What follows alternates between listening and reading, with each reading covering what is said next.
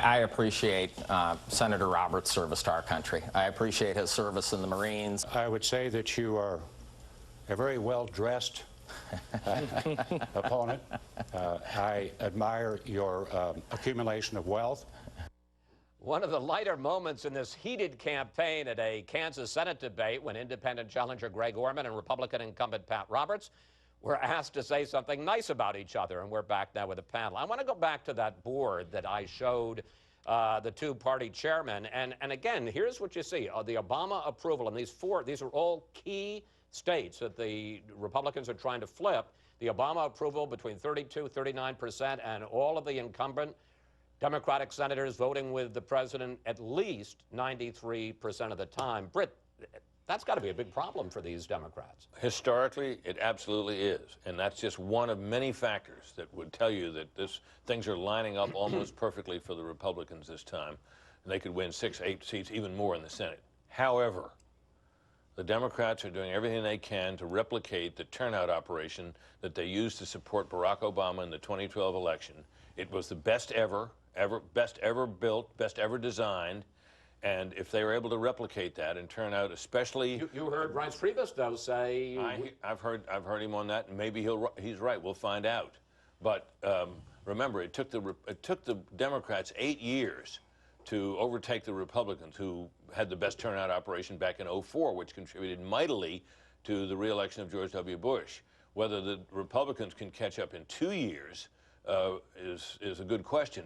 If they haven't, and if the Democrats are able to do what they did before, there's a very good chance this election could be at least fought to a draw, which would help the Democrats. Neera, if you're a voter in one of those states, and you're one of the 2/3 of people, maybe almost 70% of people who don't like the president, and you've got a Democratic incumbent who votes with the president 95% of the time, why should you vote to re-elect him? Look, look, Mark Begich is in Alaska talking about he's being elected for 6 years instead of 2 years, right? So I think Democrats have been dealing with this for the last year or so. We have a Democrat surging in Georgia, of all parts of the country. This is a place that Republicans didn't want to invest any money.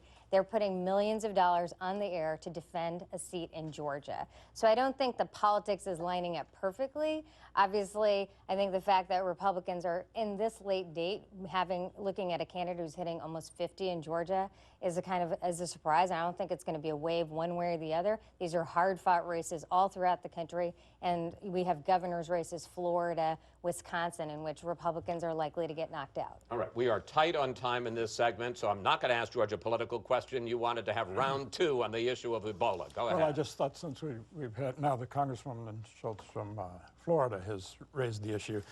The University of Minnesota's Center for Infectious Disease Research and Policy has issued a report saying, quote, there is scientific and epidemiological evidence that Ebola virus has the potential to be transmitted via infectious aerosol particles both near and at a distance from infected patients. I just want to say that actually is Michael Osterholm, the fellow we talked about in the first segment. We asked Dr. Fauci about that 2 weeks ago, and he said, does it have the potential, but it doesn't do it right now. But again, we're getting used to people declaring scientific debates closed, over, and settled.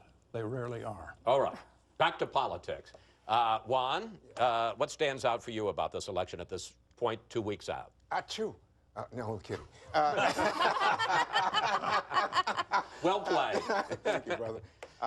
Well, I mean, I think it goes back to what the brilliant Mr. Hume said. I mean, you know, there's no wave. I mean, look, everything is set up for the Republicans to do very well here. This game is being played in red states. That's why you put up those poll numbers. That wouldn't be true for the entire country, but in these states, these are red states.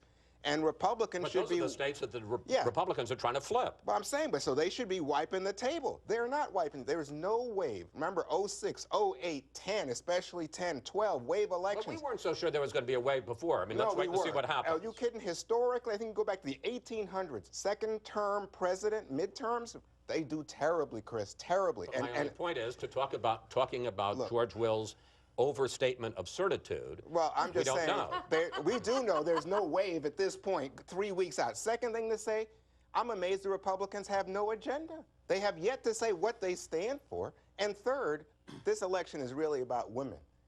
You know, the question is, can you get blacks, Hispanics to turn out?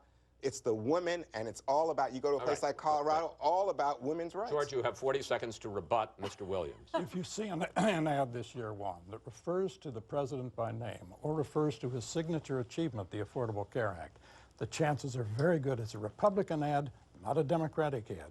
Yes, they're in red states, that's in why. 2010, when the Democrats were facing what they thought was a wipeout akin to 1994, the president said, "Don't worry, you've got me."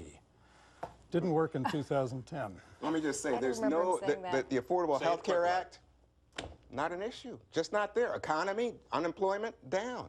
Not an issue. That's what's going on here. It's a great year for the Democrats. Okay, thank you, panel. See you next Sunday.